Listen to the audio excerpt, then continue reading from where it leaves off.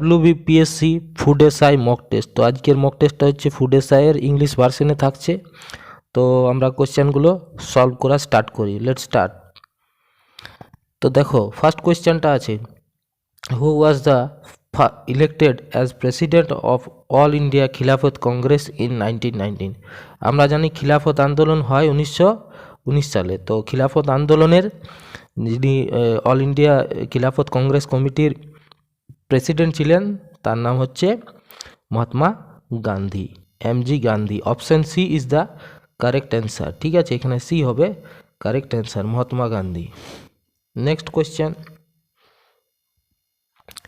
Which of the following committees restructured Indian railway? Indian railway কোন কমিটি restructure করেছে, পুনর্গঠন যেটাকে বলা হয়, রিস্ট্রাকচারিং করেছে? তো অপশানগুলো দেখে নাও তোমরা।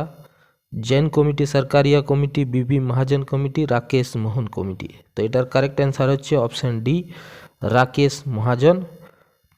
রাকেশ মোহন কমিটি। ঠিক আছে, option D is the correct answer.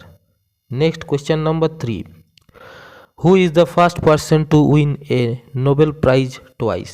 দুবার নোবেল পুরস্কারে জয়ী।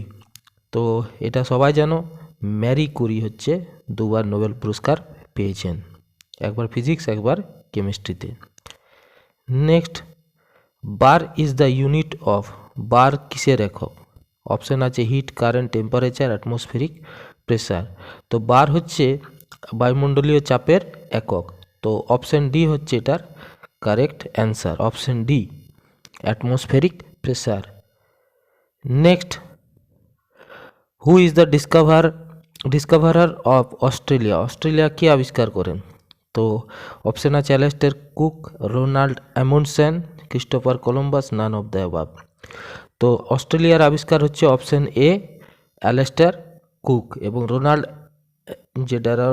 অ্যামুন্ডসেন তিনি দক্ষিণ মেরু আবিষ্কার করেছিলেন। তো অস্ট্রেলিয়ার আবিষ্কার Alastair Cook, option A is the correct answer, option A. Next question number 6, which of the following is not correctly match? দেখো কোনটার সাথে ম্যাচ করেনি। ক্রিকেট, চাইনাম্যান ঠিক আছে, হর্স রেসিং এটা ঠিক নেই, হর্স রেসিং বলি না, এটা হকির সাথে যুক্ত, তো এটা হবে না, এটা ইনকারেক্ট আছে। Boxing, punch, hockey, penalty corner ঠিক আছে। তো এটার কারেক্ট অ্যান্সার হয়ে গেল অপশান বি, হর্স রেসিংয়ের সাথে বলি এটা কারেক্টলি ম্যাচ নয়।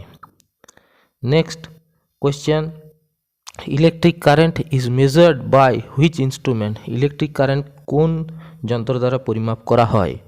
অপশান আছে অ্যাকিউমুলেটর, অ্যানিমোমিটার, অ্যামমিটার, ভোল্টমিটার।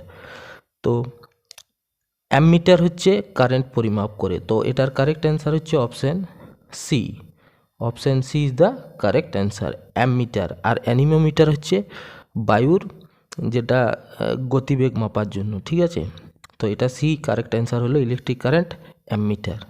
আর ভোল্টমিটার হচ্ছে বিভব প্রভেদ মাপার জন্য। Question number 8, national stock exchange was established in which year? NSC ঠিক আছে, স্টক এক্সচেঞ্জ মানে এনএসসি, ন্যাশনাল স্টক এক্সচেঞ্জ। সবচেয়ে পুরনো হচ্ছে বম্বে স্টক এক্সচেঞ্জ। তো এটা কত সালে হয়? 1975, Bombay stock exchange 1975। Option D হলো এটার কারেক্ট অ্যান্সার।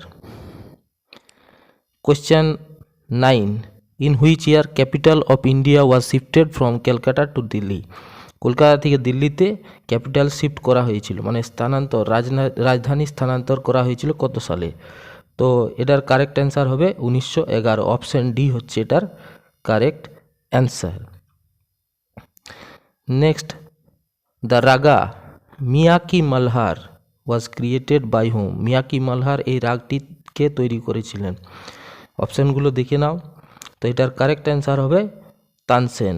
তো মিয়াকি মালহার হচ্ছে তানসেন তৈরি করেছিলেন, অপশান ডি হচ্ছে কারেক্ট অ্যান্সার। তো আমরা 10টা কোয়েশ্চেন দেখলাম। যদি ভিডিওটা ভালো লেগে থাকে অবশ্যই লাইক করো, এবং চ্যানেলটায় নতুন আসলে সাবস্ক্রাইব করে দাও, সাথে নোটিফিকেশনের বেল আইকনটা প্রেস করে দাও। Thank you for watching.